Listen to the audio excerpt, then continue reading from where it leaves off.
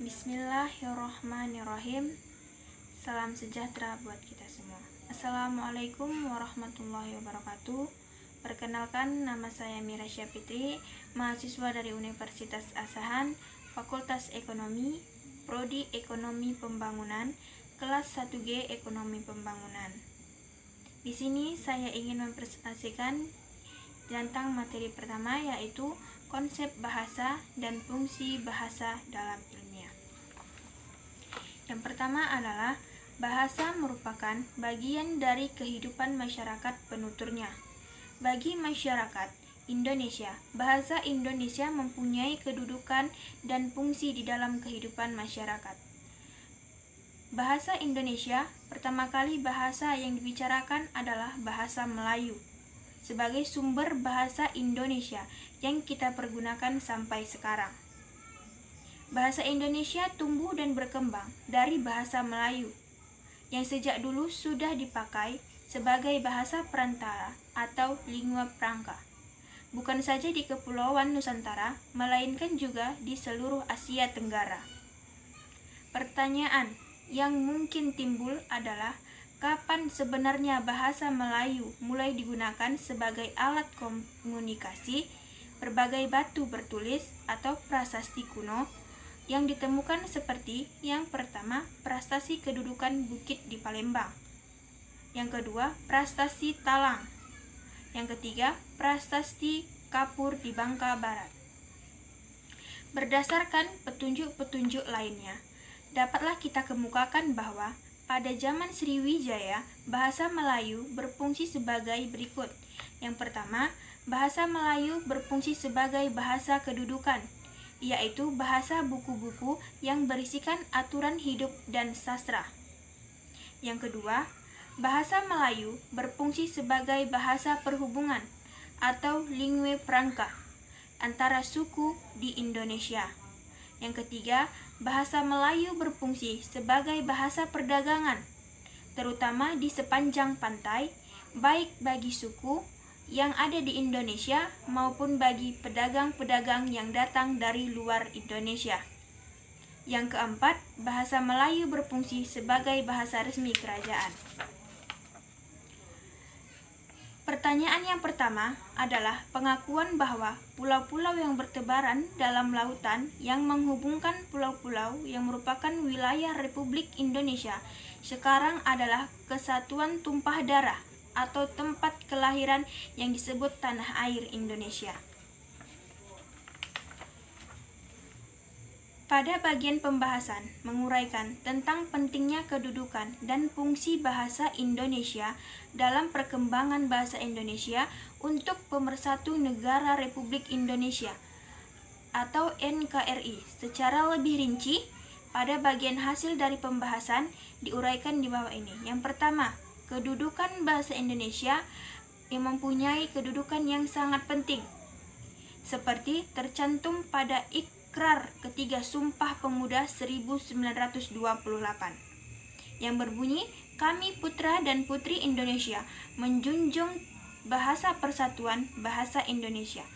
Ini berarti bahwa bahasa Indonesia berkedudukan sebagai bahasa nasional.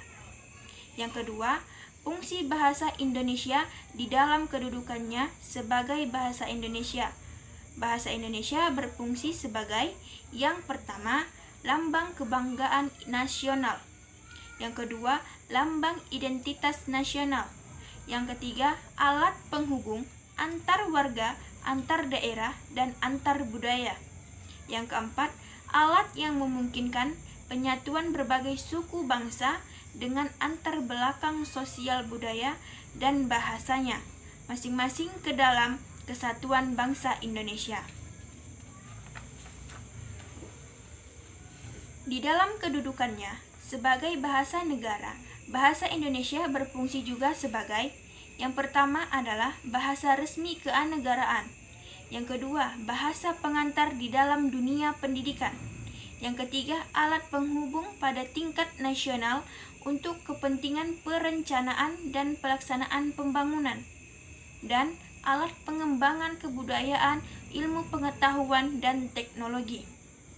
Sebagai bahasa resmi kenegaraan, Bahasa Indonesia dipakai di dalam segala upacara, peristiwa, dalam kegiatan kenegaraan baik dalam bentuk tulisan maupun dalam bentuk lisan. Termasuk kegiatan-kegiatan itu adalah penulisan dokumen-dokumen dan keputusan-keputusan serta surat-surat yang dikeluarkan oleh pemerintah dan badan-badan kenegaraan lainnya. Perkembangan bahasa Indonesia. Apabila ingin membicarakan perkembangan bahasa Indonesia, mau tidak mau, kita harus membicarakan bahasa Melayu sebagai sumber atau akar bahasa Indonesia yang kita pergunakan.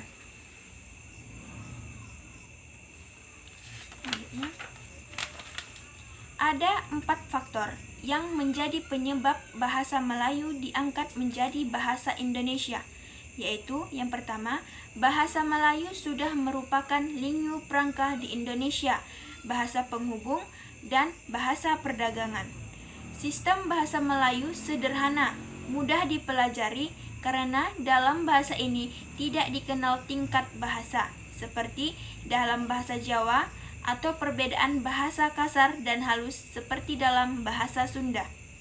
Suku Jawa, suku Sunda, suku-suku yang lainnya dengan sukarela menerima bahasa Melayu menjadi bahasa Indonesia sebagai bahasa nasional. Bahasa Melayu mempunyai kesanggupan untuk dipakai sebagai bahasa kebudayaan dalam arti yang luas.